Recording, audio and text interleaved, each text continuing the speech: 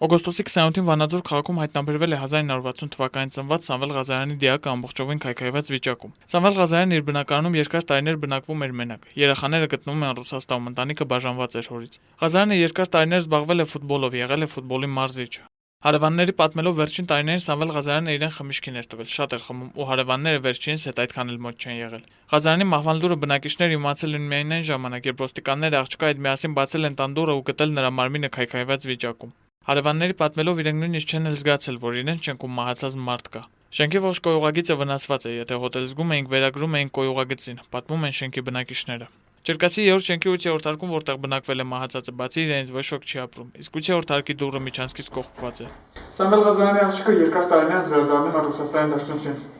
սակայն տեսնելով, որ դուռը կողպված է, իսկ հայրն չի արձագանքում տղան թաքուցնեն, զանգահարում է ոստիկանություն։